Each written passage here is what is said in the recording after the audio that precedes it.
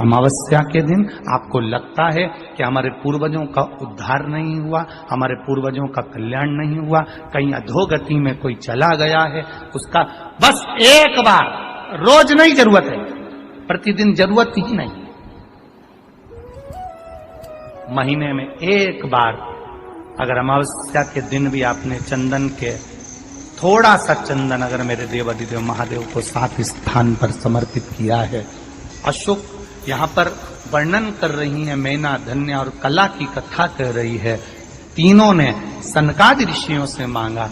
चंदन भगवान को अति प्रिय होता है और चंदन ही एक ऐसा होता है जो पितरों को भी प्रिय होता है, जिसका स्पर्श मात्र लगने से पूर्वजों का कल्याण हो जाता है। वो चंदन का 7 स्थान शिवलिंग के बताए हैं, जहां पर भूल से भी अगर कोई चंदन की उंगलियां लगा देता है, 7 स्थान ऐसे हैं जहां चंदन की मात्र उंगलियां लगा देने से ही शिव पितृलोक के पितरों को मुक्ति प्रदान करके वैकुंठ लोक का निवास दे देते हैं। 7 स्थान।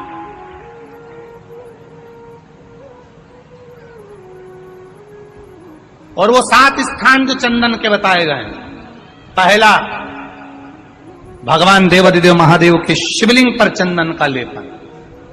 समझ लेना जरा बहुत अच्छे से।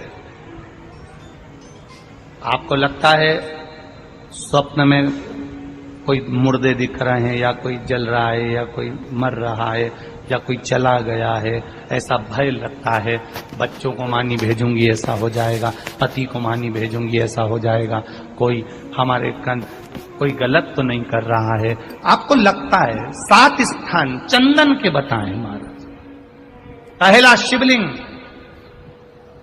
दूसरा जहां गणेश जी का स्थान है, मालूम है ना सबको, जम के बोलो जरा, मालूम है ना सबको, जहां गणेश जी का स्थान है वहां अलग से गणेश जी बैठे, वहां नहीं। शिवलिंग में जलाधारी के ठीक सामने राइट में गणेश, लेफ्ट में कार्तिकेय, बीच में अशोक सुंदरी।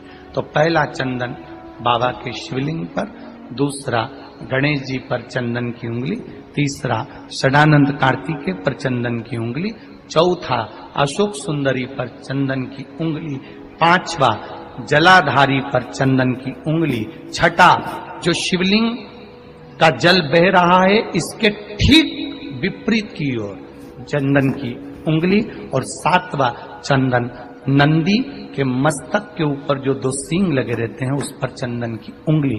ये कब लगाई जाती है? या तो अमावस्या के दिन आपको लगता है कि हमारे पूर्वजों का उद्धार नहीं हुआ, हमारे पूर्वजों का कल्याण नहीं हुआ, कहीं अधोगति में कोई चला गया है, उसका बस एक बार, रोज नहीं जरूरत है, प्रतिदिन जरूरत ही नहीं, महीने में एक बार अगर अमावस्या के दिन भी आपने चंदन के थोड़ा सा चंदन अगर मेरे देवाधिदेव महादेव को 7 स्थान पर समर्पित किया है। अशोक यहाँ पर वर्णन कर रही है, मैना, धन्य और कला की कथा कह रही है। तीनों ने सनकादि ऋषियों से मांगा। चंदन भगवान को अति प्रिय होता है और चंदन ही एक ऐसा होता है जो पितरों को भी प्रिय होता है, जिसका